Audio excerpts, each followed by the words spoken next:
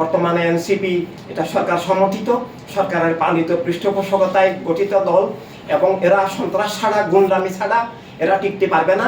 সংঘাত, দ্বন্দ্ব, খুন খারাপি এসব আসলে রাজনীতি না, দুঃনীতি, এগুলো ফেসিবাদী রাজনীতি, এগুলো ঠিক নয়। আজকে আমরা গোপালগঞ্জ যেটা দেখলাম এটা কোনো মতেই সমর্থন করা যায় না। তবে আমরা মনে করি এটা একটা পরিকল্পিত ষড়যন্ত্র, পরিকল্পিত উস্কানিমূলক। সারা দেশ সব কিছু ফেলে গোপালগঞ্জ কেন যাচ্ছেন? এবং এটা একটা দলের বিশেষ মানে একটা প্রধান নেতার ওখানে ওনার কবর আছে, এভাবে সেই দলের লোকদের সেখানকার অনুমতি জড়িত আছে। এভাবে আমরা মনে করি বর্তমানে এনসিপি এটা সরকার সমর্থিত, সরকারের পালিত পৃষ্ঠপোষকতায় গঠিত দল এবং এরা সন্ত্রাস ছাড়া, গুন্ডামি ছাড়া এরা টিকতে পারবে না। এরা ক্ষমতার বলে টিকে থাকে, সেনাবাহিনীকে ব্যবহার করছে, পুলিশকে ব্যবহার করছে, রাষ্ট্রীয় প্রটোকল ব্যবহার করছে এবং দ্বন্দ্ব সংঘাতের ওরা উস্কানি দিচ্ছে। ওরা নির্বাচন চায় না, কারণ নির্বাচন আসলে ওদের অস্তিত্ব থাকবে না। ওরা কৃত্রিম দল। আমরা দেখি ওদের সমাবেশে টোকাই ভাড়া করা হয়, বিভিন্ন জায়গা থেকে বস্তি থেকে কিছু মানুষকে টাকা দিয়ে আনা হয়। এগুলোর আমাদের কাছে প্রমাণ আছে, সাংবাদিকদের কাছে ভিডিও আছে। তারা আসি বলতেও পারে না কোন দলের সমাবেশে কি জন্য আসছে। ওরা বলে আমাদেরকে কেউ 100 টাকা, কেউ 500 টাকা, কেউ 300 টাকা দিয়ে এভাবে মানে কৃত্রিম দল। এভাবে এই দলগুলো আসলে যারা হামলা করেছে এবং যারা হামলা করার উস্কানি দিয়েছে, উভয় পক্ষ এখানে দায়ী, উভয় পক্ষ এখানে সংঘাত সৃষ্টি করছে।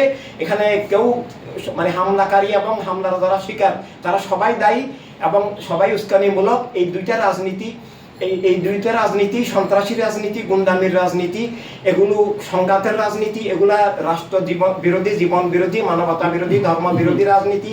একই সাথে ধর্মের নামে অধর্ম উগ্রবাদী দলগুলো সংঘাত সৃষ্টি করছে, খুন খারাপি, জুলুম করছে। সেটা আমরা 5 আগস্টের পুলিশ হত্যা, জামাত শিবিরের পুলিশ হত্যার থেকে এই পর্যন্ত খুন খারাপের রাজনীতি দেখতে পাচ্ছি।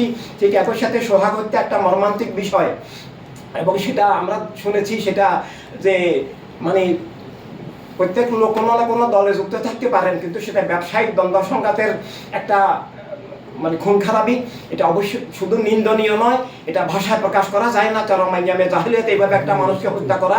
আল্লাহ তাআলা বলেছেন এক মানুষকে হত্যা সব মানুষকে হত্যা, এক মানুষকে বাঁচানো সব মানুষকে বাঁচানো। কোরআনে পাকের সূরা মায়েদা 32 নম্বর আয়াত শরীফ।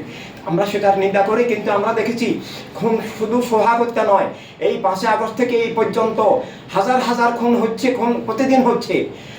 এটা সবকিছু নিউজে আসতেছে না। আমরা সবাই খুন জুলুম, বর্তমান সরকারের এবং সরকারি দলের খুন জুলুম, সন্ত্রাসের শিকার, জঙ্গিবাদকে প্রশ্রয় দিচ্ছেন, মব সন্ত্রাসকে প্রশ্রয় দিয়ে তারা খুন খারাপি করছেন।